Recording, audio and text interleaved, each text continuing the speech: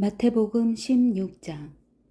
바리새파 사람들과 사두개파 사람들이 예수께 와서 시험하기 위해 하늘에서 오는 표적을 보여달라고 요청했습니다. 예수께서 대답하셨습니다. 너희는 저녁에 하늘이 붉으면 내일은 날씨가 좋겠구나 하고 아침에 하늘이 붉고 흐리면 비가 오겠구나 하고 예측한다. 너희가 하늘의 징조는 분간할 줄 알면서 시대의 표적은 분간하지 못하느냐.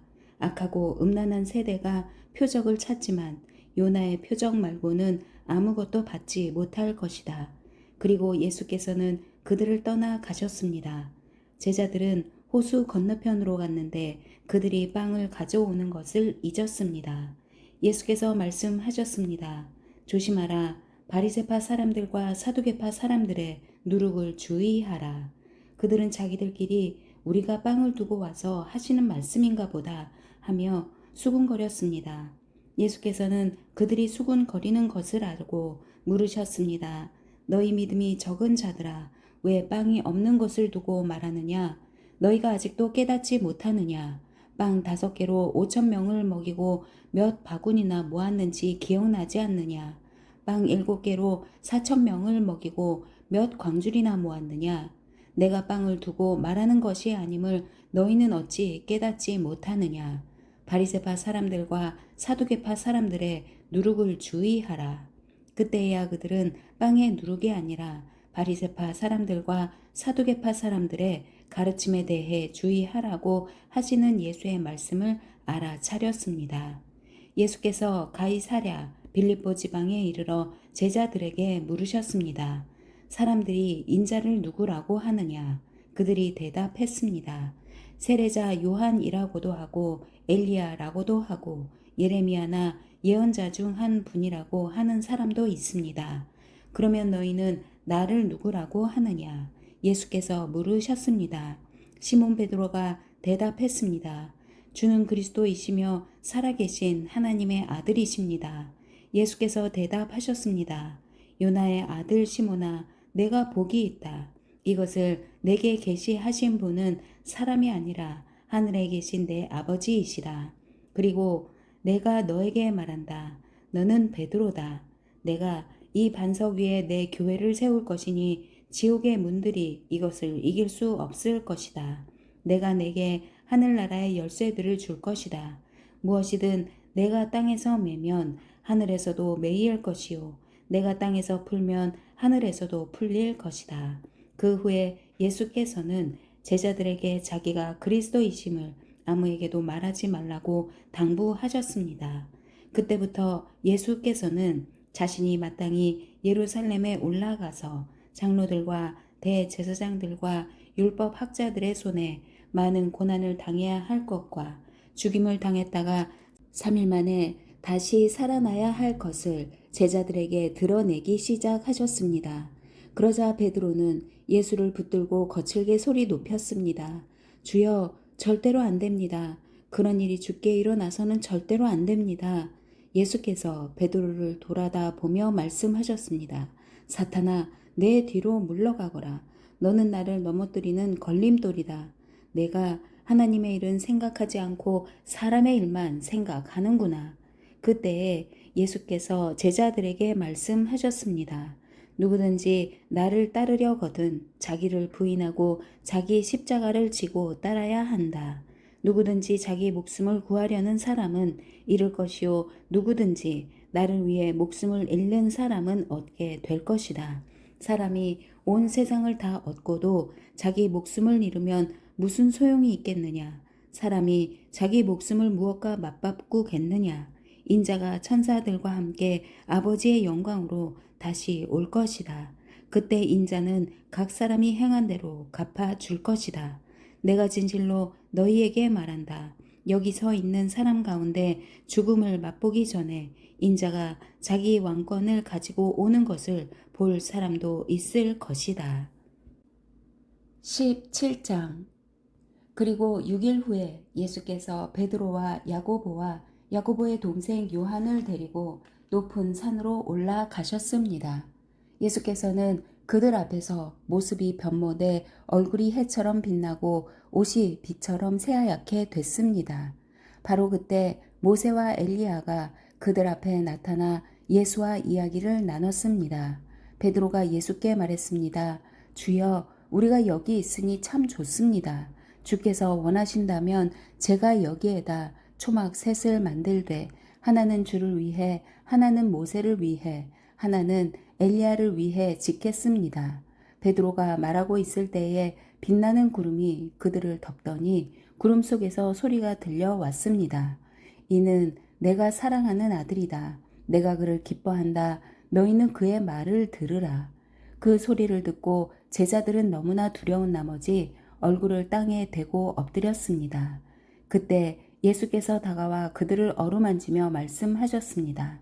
일어나라, 두려워하지 말라. 그들이 눈을 들어보니 예수 외에는 아무도 보이지 않았습니다. 산을 내려오면서 예수께서 그들에게 당부하셨습니다. 인자가 죽은 사람들 가운데서 다시 살아날 때까지는 너희가 본 것을 아무에게도 말하지 말라. 그러자 제자들이 예수께 물었습니다. 그런데 왜 율법 학자들은 엘리야가 먼저 와야 한다고 말하는 것입니까? 예수께서 대답하셨습니다. 분명히 엘리야가 와서 모든 것을 회복시킬 것이다. 그러나 내가 너희에게 말한다. 엘리야가 이미 왔다. 그런데 그들이 그를 알아보지 못하고 자기들 마음대로 대했다. 이와 같이 인자도 그들의 손에 고난을 당할 것이다. 그제야 제자들은 예수께서 세례자 요한을 두고 하신 말씀인 줄 깨달았습니다. 그들이 사람들에게 오자 어떤 사람이 예수께 나와 그 앞에 무릎을 꿇으며 말했습니다. 주여, 제 아들에게 자비를 베풀어 주십시오. 간질병에 걸려 몹시 고통받고 있습니다. 자주 불 속에 몸을 던지고 물 속에 뛰어들기도 합니다. 그래서 이 아이를 주의 제자들에게 데려왔지만 그들은 고치지 못했습니다. 예수께서 대답하셨습니다. 아, 믿음이 없고 타락한 세대여. 도대체 내가 언제까지 너희와 함께 있어야 하겠느냐? 내가 언제까지 너희를 참아야 하겠느냐? 아이를 데려오너라. 예수께서 귀신을 꾸짖으시자 귀신은 아이에게서 나갔고 바로 그 순간 아이가 나았습니다. 그때 제자들이 예수께 다가와 따로 물었습니다. 어째서 저희는 귀신을 쫓아내지 못했습니까? 예수께서 대답하셨습니다. 너희 믿음이 적기 때문이다. 내가 진실로 너희에게 말한다. 너희에게 겨자씨 하나 알 만한 믿음만 있어도 이 산을 향해 여기서 저기로 옮겨가거라 하면 옮겨갈 것이요. 너희가 못할 일이 없을 것이다. 그들이 갈릴리에 모여 있을 때 예수께서 그들에게 말씀하셨습니다. 인자가 사람들의 손에 넘겨질 것이다. 그리고 그들이 인자를 죽일 것이다. 그러나 인자는 3일 만에 살아날 것이다. 그러자 제자들은 큰 슬픔에 잠겼습니다. 그들이 가버나움에 도착했을 때 이 드라크마의 세금을 걷는 사람들이 베드로에게 와서 물었습니다. 당신 된 선생님은 이 드라크마를 안 내십니까? 베드로가 대답했습니다. 내십니다. 베드로가 집으로 들어가니 예수께서 먼저 말을 꺼내셨습니다. 시몬아, 너는 어떻게 생각하느냐? 이 세상의 왕들은 누구로부터 관세와 주민세를 거두느냐? 자기 아들들이냐? 다른 사람들이냐? 베드로가 대답했습니다. 다른 사람들로부터 거둡니다. 예수께서 베드로에게 말씀하셨습니다. 그렇다면 그 아들들은 세금이 면제된다. 하지만 그들의 비위를 건드리지 않도록 바다에 가서 낚시를 던져라. 처음 올라오는 고기를 잡아 입을 벌려보면 1세겔짜리 동전 한 잎이 있을 것이다. 그 동전을 가져다가 나와 내 몫으로 그들에게 주어라. 18장. 그때 제자들이 예수께 다가와 물었습니다. 하늘나라에서는 누가 가장 큰 사람입니까? 예수께서 어린아이 하나를 불러 제자들 가운데 세우고 말씀하셨습니다. 내가 진실로 너희에게 말한다.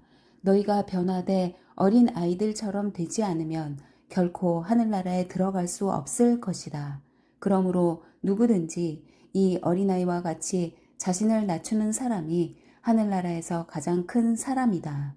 또 누구든지 내 이름으로 이런 어린아이 하나를 영접하면 나를 영접하는 것이다. 누구든지 나를 믿는 이런 어린아이 가운데 한 명이라도 죄를 짓게 하는 사람은 큰 맷돌을 목에 달아 깊은 바다에 빠뜨려지는 편이 차라리 나을 것이다. 사람들을 넘어지게 하는 일 때문에 이 세상에 화가 있다. 넘어지게 하는 일이 없을 수는 없으나 넘어지게 하는 걸림돌과 같은 사람에게는 화가 있을 것이다. 내 손이나 내 발이 너를 죄짓게 하거든 잘라 버려라. 두 손 두 발 다 가지고 영원히 타는 불 속에 던져지느니 불구자나 장애인으로 세상에 들어가는 것이 낫다. 내 눈이 너를 죄짓게 하거든 빼내버려라. 두 눈을 가지고 지옥 불에 던져지느니 한 눈만 가지고 생명에 들어가는 것이 낫다. 이 작은 사람들 가운데 한 명이라도 업신여기지 않도록 조심하라. 내가 너희에게 말한다. 하늘에서 그들의 천사들이 하늘에 계신 내 아버지의 얼굴을 항상 뵙고 있다. 너희는 어떻게 생각하느냐? 양 100마리를 가진 사람이 있는데 그 가운데 한 마리가 길을 잃었다고 하면 그가 99마리를 산에 두고 가서 길 잃은 그 양을 찾아다니지 않겠느냐? 내가 진실로 너희에게 말한다. 만약 그 양을 찾게 되면 그는 길 잃지 않은 99마리 양보다 오히려 그 한 마리 양 때문에 더욱 기뻐할 것이다. 이와 같이 이 어린아이 중 한 명이라도 잃는 것은 하늘에 계신 너희 아버지의 뜻이 아니다. 만일 내 형제가 내게 죄를 짓거든 가서 단 둘이 있는 자리에서 잘못을 지적해 주어라.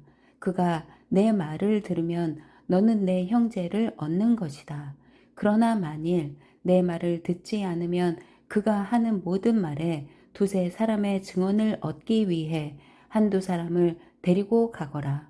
그러나 만일 그가 그들의 말도 거부하면 교회에 말하여라.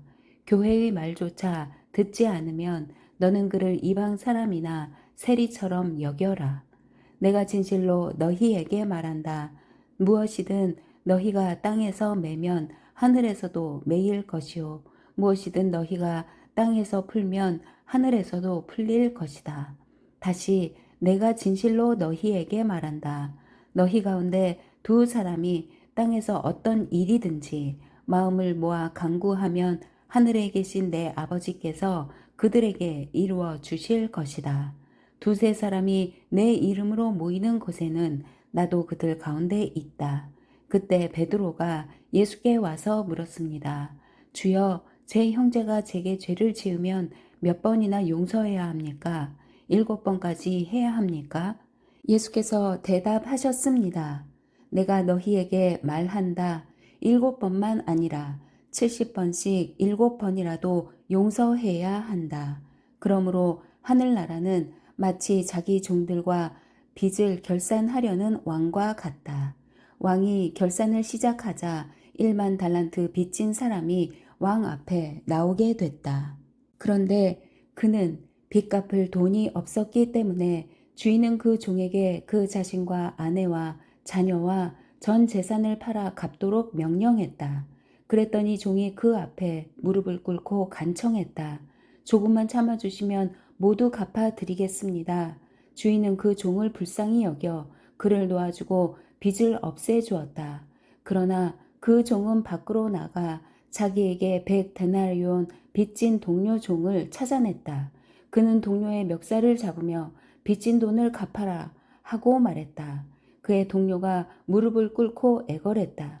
조금만 참아주게 내가 다 갚겠네. 그러나 그는 참지 못하고 가서 빚을 다 갚을 때까지 동료를 감옥에 가두어 버렸다. 이 일을 본 다른 동료 종들은 너무 기가 막혀서 주인에게 가서 이 일을 낱낱이 일러 바쳤다. 그러자 주인은 그 종을 불러서 말했다. 이 악한 종아, 내가 나에게 애원하기에 내가 내 빚을 모두 없애주었다. 내가 너를 불쌍히 여긴 것처럼 너도 내 동료를 불쌍히 여겼어야 하지 않았느냐. 그 주인은 화가 나서 그 종을 감옥 관리들에게 넘겨주며 빚진 것을 다 갚을 때까지 감옥에 가뒀다. 만일 너희가 진심으로 자기 형제를 용서하지 않는다면 하늘에 계신 내 아버지께서도 너희에게 이와 같이 행하실 것이다. 19장. 예수께서 이 말씀들을 끝마친 후에 갈릴리를 떠나 요단강 건너편 유대 지방으로 가셨습니다. 많은 무리가 따라오자 예수께서는 거기서 그들을 고쳐 주셨습니다. 바리새파 사람들이 다가와 예수를 시험하려고 물었습니다. 이유가 된다면 사람이 그의 아내를 버리는 것이 적법한 것입니까? 예수께서 대답하셨습니다. 너희는 사람을 창조하신 분이 처음에 남자와 여자로 지으셨다라는 말씀과 그러므로 남자가 자기 부모를 떠나 아내와 연합해 둘이 한 몸이 될 것이다 라는 말씀을 읽어보지 못했느냐. 그러므로 그들이 이제 둘이 아니라 하나다. 하나님께서 짝지어 주신 것을 사람이 갈라놓지 못한다. 그들이 물었습니다. 그러면 모세는 왜 남자에게 이혼 증서를 주고 아내와 헤어지라고 명령했습니까? 예수께서 대답하셨습니다. 모세가 이혼을 허락한 것은 너희 마음이 완악하기 때문이다. 그러나 원래는 그렇지 않았다. 내가 너희에게 말한다. 누구든지 음행한 경우를 제외하고 아내와 이혼하고 다른 여자와 결혼하는 사람은 간음하는 것이다. 제자들이 예수께 말했습니다. 만일 남편과 아내의 관계가 그런 것이라면 차라리 결혼하지 않는 게 좋겠습니다. 예수께서 대답하셨습니다. 모든 사람이 이 말을 받아들일 수는 없다. 오로지 하나님께서 허락하신 사람들만 받아들인다. 모태에서부터 고자로 태어난 사람도 있고 다른 사람이 고자로 만들어서 고자가 된 사람도 있고 또 하늘나라를 위해 스스로 고자가 된 사람도 있다. 이 말을 받아들일 수 있는 사람은 받아들이라. 그때 사람들이 예수께 어린아이들을 데리고 와서 예수께서 손을 얹어 기도해 주시기를 원했습니다. 그러자 제자들이 그들을 꾸짖었습니다. 예수께서 말씀하셨습니다. 어린아이들을 내게 오게 하라. 그들을 막지 말라. 하늘나라는 이런 어린아이 같은 사람들의 것이다. 예수께서 그들에게 손을 얹어 기도해 주시고 그곳을 떠나셨습니다. 한 사람이 예수께 와서 물었습니다. 선생님, 제가 영생을 얻으려면 어떤 선한 일을 해야 합니까? 예수께서 대답하셨습니다.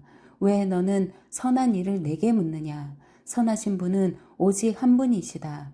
내가 생명에 들어가려면 계명들을 지켜라. 그 사람이 예수께 물었습니다. 어떤 계명을 말씀하십니까? 예수께서 대답하셨습니다. 살인하지 말라, 간음하지 말라, 도둑질하지 말라, 거짓 증언하지 말라, 내 부모를 공경하라, 내 이웃을 내 몸과 같이 사랑하라. 그 청년이 말했습니다. 이 모든 것을 제가 지켰습니다. 제가 아직 무엇이 부족합니까? 예수께서 대답하셨습니다. 만일 내가 완전해지고자 한다면 가서 내 재산을 팔아 그 돈을 가난한 사람에게 주어라.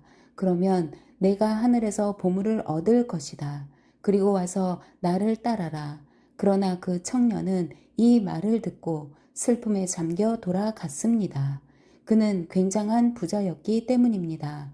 그때 예수께서 제자들에게 말씀하셨습니다. 내가 진실로 너희에게 말한다. 부자는 하늘나라에 들어가기가 어렵다. 다시 내가 너희에게 말한다. 낙타가 바늘귀로 들어가는 것이 부자가 하늘나라에 들어가는 것보다 쉽다. 제자들은 이 말씀을 듣고 매우 놀라 물었습니다. 그러면 도대체 누가 구원을 얻겠습니까? 예수께서 그들을 바라보시며 말씀하셨습니다. 사람에게는 불가능한 일이다. 그러나 하나님께는 모든 것이 가능하다. 베드로가 대답했습니다. 보십시오. 우리는 모든 것을 버리고 선생님을 따랐습니다. 그렇다면 우리는 무엇을 얻겠습니까? 예수께서 그들에게 말씀하셨습니다. 내가 진실로 너희에게 말한다.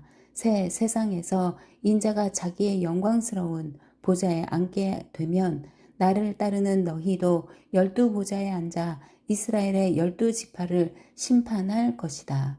또한 내 이름을 위해 집이나 형제나 부모나 자녀나 논밭을 버린 사람은 누구나 100배나 받을 것이며 또 영생을 물려받게 될 것이다. 그러나 먼저 된 사람이 나중되고 나중된 사람이 먼저 되는 일이 많을 것이다. 20장. 하늘나라는 자기 포도원에서 일할 일꾼을 고용하려고 이른 아침에 집을 나선 어떤 포도원 주인과 같다. 그 주인은 하루 품삯으로 1데나리온을 주기로 하고 일꾼들을 포도원으로 보냈다. 오전 9시쯤 돼 그가 나가보니 시장에 빈둥거리는 사람들이 있었다. 그는 그들에게 너희도 내 포도원에 가서 일하라. 적당한 품삯을 주겠다라고 했다. 그래서 그들도 포도원으로 들어갔다. 그 사람은 12시와 오후 3시쯤에도 다시 나가 또 그렇게 했다. 그리고 오후 5시쯤 다시 나가보니 아직도 빈둥거리며 서 있는 사람들이 있었다. 그는 왜 하루 종일 하는 일 없이 여기서 빈둥거리고 있느냐 하고 물었다. 그들은 아무도 일자리를 주지 않습니다 라고 대답했다. 주인이 그들에게 말했다. 너희도 내 포도원에 와서 일하라. 날이 저물자 포도원 주인이 관리인에게 말했다. 일꾼들을 불러 품삯을 지불하여라. 맨 나중에 고용된 사람부터 시작해서 맨 처음 고용된 사람까지 그 순서대로 주어라. 오후 5시에 고용된 일꾼들이 와서 각각 1데나리온씩 받았다. 맨 처음 고용된 일꾼들이 와서는 자기들이 더 많이 받으리라고 기대했다. 그러나 각 사람이 똑같이 1데나리온씩 받았다. 그들은 품삯을 받고 포도원 주인을 향해 불평했다. 나중에 고용된 일꾼들은 고작 1시간밖에 일하지 않았습니다. 그런데 하루 종일 떼약볕에서 고되게 일한 우리와 똑같은 일당을 주시다니요. 그러자 포도원 주인이 일꾼 중 하나에게 대답했다. 여보게 친구, 나는 자네에게 잘못한 것이 없네. 자네가 처음에 1데나리온을 받고 일하겠다고 하지 않았나. 그러니 자네 일당이나 받아가게. 나중에 온 일꾼에게 자네와 똑같이 주는 것이 내 뜻이네. 내가 내 것을 내 뜻대로 하는 것이 정당하지 않은가? 아니면 내가 선한 것이 자네 눈에 거슬리는가? 이처럼 나중된 사람이 먼저 되고 먼저 된 사람이 나중될 것이다. 예수께서 예루살렘으로 올라가시면서 12제자를 따로 곁에 불러 놓으시고 길에서 그들에게 말씀하셨습니다. 보라, 우리는 지금 예루살렘으로 올라가고 있다.